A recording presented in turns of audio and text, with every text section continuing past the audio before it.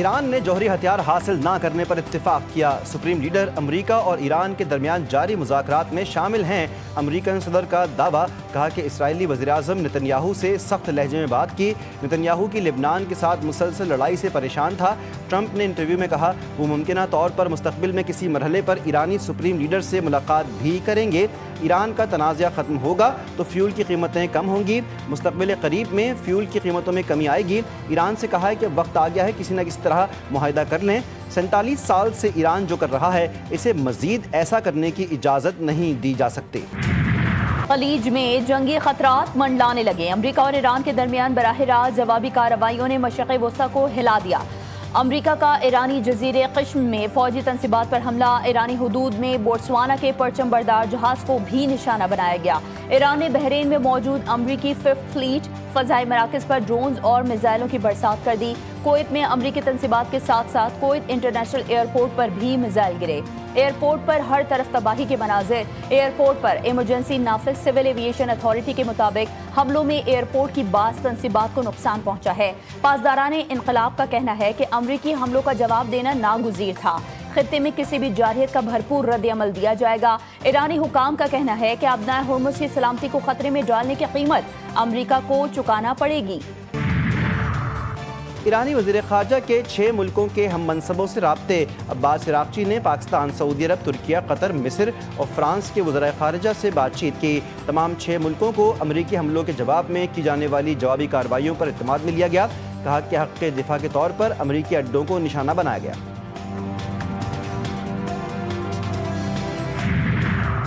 امریکہ کیوں ایران سے ڈیل کی بھیک مانگ رہا ہے؟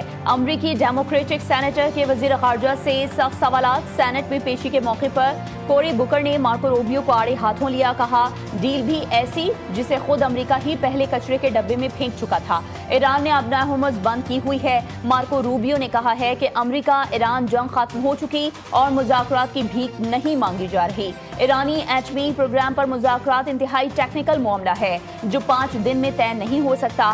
آج ایران اپنے ایٹمی پروگرام کے جن پہلوؤں پر بات کرنے کو راضی ہو گیا ہے پہلے ان پر انکاری تھا۔ ایران کا ٹرمپ سمیت دیگر امریکی رہنماؤں کے قتل کی منصوبہ بندی کے الزامات کو مسترد کر دیا۔ ایرانی وزارت خارجہ کے ترجمان اسماعیل بقائی نے امریکی وزیر خارجہ کے بیان پر رد عمل میں کہا ان کا ہر الزام ایک اعتراف ہے۔ امریکہ کے سفاکانہ جنگی جرائم، نسل کشی کے اقدامات اور انسانیت کے خلاف جرائم کو چھپا نہیں سکتا۔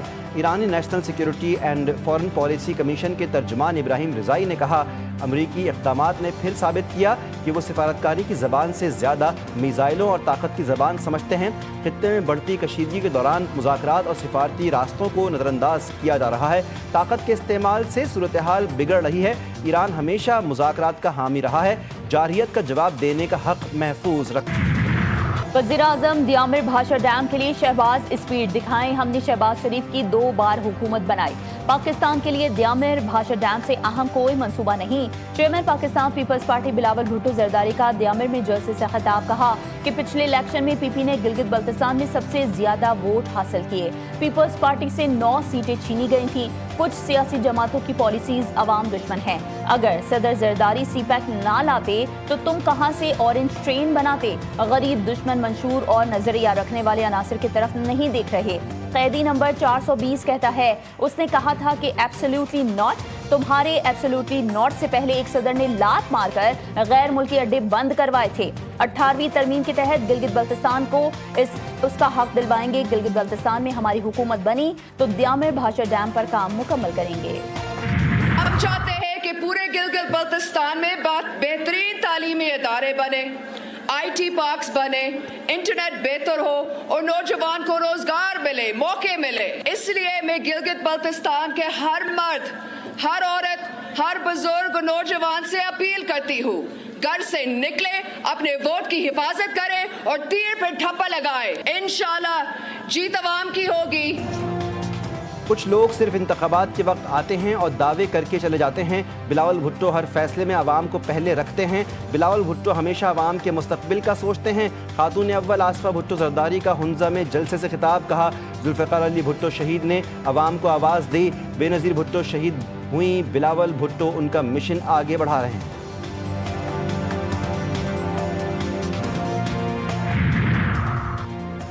گلگت بلتستان میں انتخابی گہما گہمی ہر گزرتے دن کے ساتھ بڑھنے لگی۔ الیکشن کمیشن گلگت بلتستان نے امیدواران کی حتمی فہرست جاری کر دی۔ انتخابات میں کل 396 امیدوار قسمت آزمائیں گے۔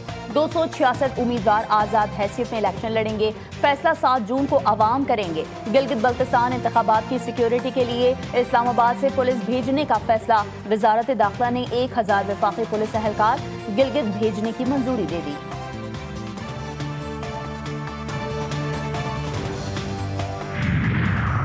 انتخابات میں الیکشن کمیشن گلگت بلتستان کا رویہ ٹھیک نہیں۔ پیپلز پارٹی کے ترجمان ندیم افضل چند نے کہا شفاف انتخابات کا انعقاد chief election commissioner Gilgit Baltistan کی ذمہ داری ہے۔ پنجاب پولیس کی تعیناتی پر گلگت کے عوام کو تحفظات ہیں۔ وزیر اطلاعات پنجاب عظمیٰ بخاری نے کہا نواز شریف کی گلگت آمد نے سیاسی منظرنامہ بدل دیا۔ گلگت کی عوام کے دل نواز شریف کے ساتھ دھڑکتے ہیں۔ گلگت بلتستان میں ترقیاتی کام صرف نون لیگ نے کروائے۔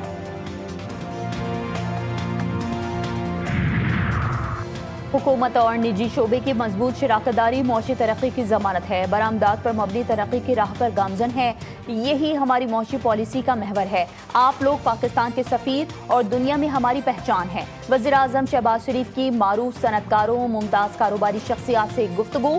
مشکل معاشی حالات میں حکومت کا ساتھ دینے پر کاروباری برادری کا شکریہ ادا کیا۔ کہا معیشت سے متعلق پالیسی سازی میں کاروباری برادری سے مشاورت انتہائی اہم ہے۔ ممتاز کاروباری شخصیات نے حکومتی پالیسیز خوشند قرار دی۔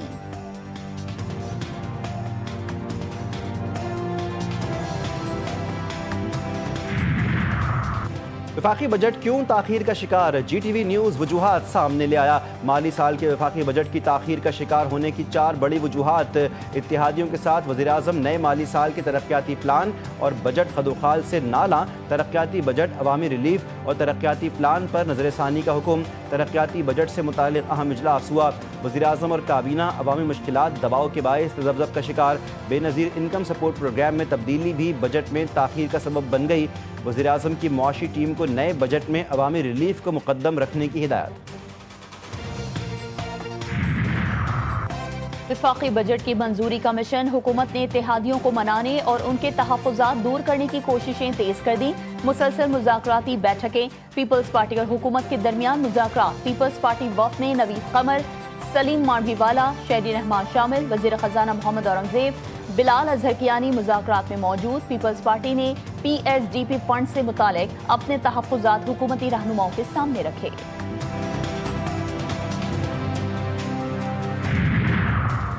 حد سے زیادہ ٹیکس کا بوجھ سہنے والی معیشت ترقی کرنے والی معیشت نہیں ہو سکتی۔ ایم کیو ایم پاکستان کے سینئر رہنما ڈاکٹر فاروق ستار نے شیڈو بجٹ پیش کرتے ہوئے کہا کہ پیٹرولیم لیوی فی الفور ختم کی جائے۔ کراچی کو سندھ حکومت کے ذریعے نہیں بلکہ این ایف سی سے براہ راست فنڈز ملنے چاہیے۔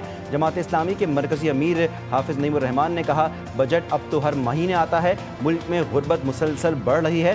حکومتی رپورٹ کے مطابق غربت میں 33% اضافہ ہوا۔ غریب عوام سے ہر چیز پر ٹیکس لیا جا رہا ہے۔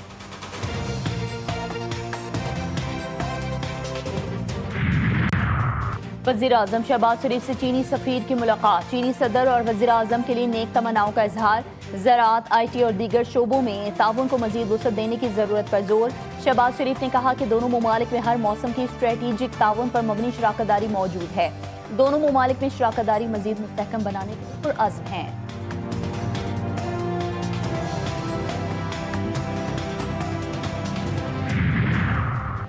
جنگ بندی دعووں تک محدود۔ اسرائیل کے جنوبی لبنان پر رہائشی عمارتوں اور اسپتال پر وحشیانہ حملے۔ بچوں سمیت مزید 8 افراد شہید۔ طبی عملے کے ارکان سمیت متعدد افراد زخمی۔ صہیونی وزیر دفاع اسرائیل کاٹس کی جنوبی لبنان میں حملے بڑھانے کی دھمکی۔ کہا کہ آپریشن ہر قیمت پر جاری رہے گا۔ وزیر اعظم ہاؤس مظفر آباد میں آل پارٹیز کانفرنس۔ سیاسی اور مذہبی جماعتوں نے متفقہ قرارداد منظور کر لی۔ عوامی ایکشن کمیٹی نے شرکت نہیں کی۔ آل پارٹیز کانفرنس کا کشمیری عوام کے حق خود ارادیت کی مکمل حمایت کا اعادہ۔ بھارتی مظالم، انسانی حقوق کی خلاف ورزیوں اور حریت قیادت کی گرفتاریوں کی مذمت۔ مقبوضہ کشمیر میں آبادی کا تناسب تبدیل کرنے کی بھارتی پالیسی کو ناقابل قبول قرار دے دیا۔ قرارداد میں کہا گیا ہے کہ سیاسی اختلاف رائے جمہوریت کا حسن ہے۔ ریاستی اداروں کو کمزور کرنے کی اجازت نہیں دی جا سکتی۔ قومی سلامتی کے ادارے آزاد کشمیر کے استحکام کا اہم ستون ہیں۔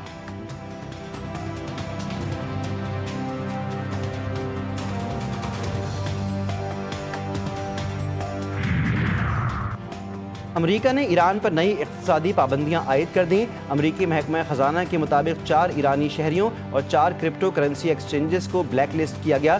ان اداروں یا افراد کے ساتھ کسی بھی قسم کا مالی لین دین کرنے والے غیر ملکی بینکس اور کمپنیاں بھی پابندیوں کی زد میں آ سکتے ہیں۔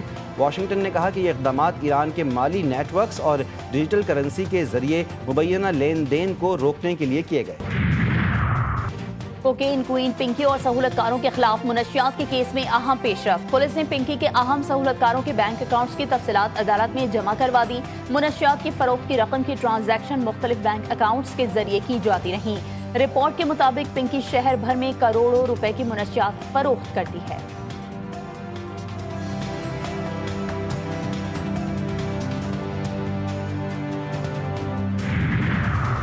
وزیراعلیٰ پنجاب کسان کارڈ نے تاریخ رقم کر دی۔ پہلی مرتبہ 8,32,000 سے زائد کاشتکاروں کو کسان کارڈ جاری۔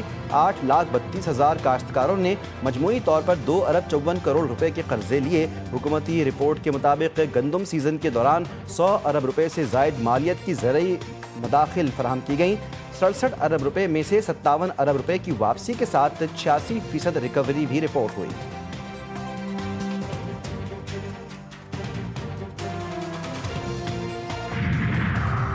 اسلام آباد میں مارکیٹس اور دکانوں کے اوقات کار میں توسیع۔ دکانیں، مارکیٹ، شاپنگ مالز اور جنرل ریٹیل رات 9 بجے تک کھلے رہ سکیں گے۔ نوٹیفیکیشن کے مطابق ریسٹورنٹس رات 11 بجے تک کھلے رہیں گے، جبکہ ٹیک اوے اور ڈیلیوری سروسز مستثنیٰ ہوں گی۔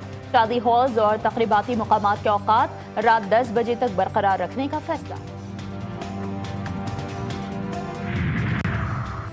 ملک کے بیشتر علاقوں میں شدید گرمی۔ جیکب آباد میں 46 ڈگری کی گرمی، 52 ڈگری محسوس کی گئی۔ لاہور اور پشاور میں 35 ڈگری کی گرمی، 38 ڈگری تک محسوس کی گئی۔ سندھ کے کئی اضلاع میں طوفان کے بعد بجلی کا بریک ڈاؤن، برسات کے باعث فیڈرز ٹرپ کر گئے۔ پنجاب اور خیبر پختونخوا میں تیز ہوائیں اور بارش، دیواریں، درخت اور بجلی کے کھمبے گر گئے۔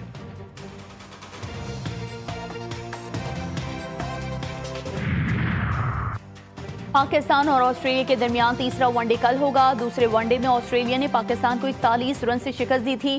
گرین شرٹس 232 رنز کے ہدف کے تعاقب میں 190 رنز پر ڈھیر ہو گئی تھی۔ Under 18 Asian junior hockey championship, Pakistan نے بنگلہ دیش کو شکست دے کر سیمی فائنل کے لیے کوالیفائی کر لیا۔ پاکستان نے 2 کے مقابلے میں 5 گول سے ہرایا۔ سیمی فائنل میں 6 جون کو پاکستان کا مقابلہ بھارت سے ہوگا۔